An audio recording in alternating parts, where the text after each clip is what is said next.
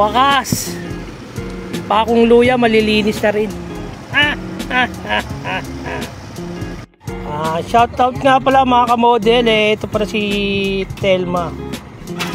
Sa lahat po naglinis ng kuko ko, ito po yung pinakamagaling. Nakaano siya oh. Telma, pwede magtanong Telma, ilang taong ka na ng cutics?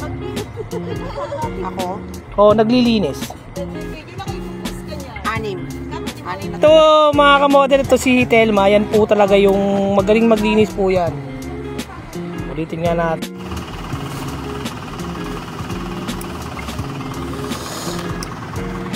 Ayan na mga kamodel niingruan na ako kaya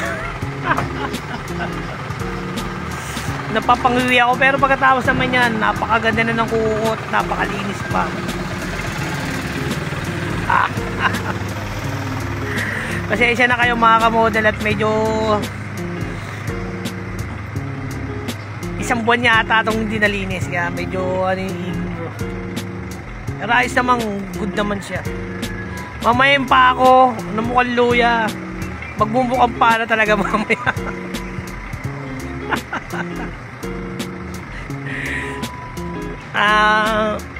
Basta pagkatapos naiiyak ako na natatawa. Peace. Mga kamodel dahil tong pako masyadong matagal lang hindi nalinis. Kumbaga rito sa pier, bibigyan ko siya ng sigido. Dito 12 oras ko siya kumbaga sa sa trabaho namin. Dahil magaling siya, may bonus pa siya sa akin. Thank you, Telma. Ayan, isang kuko pa lang nalilinis sa akin mga kamodel. Nakita niya. At ayan yung mga kanyang bodyguard. Pag inaaway siya, sigurado may 3 kagat. Ngayon, balik na lang kita pagkatapos. Paki-ano na lang mga kamodel Paki-please like and share and subscribe.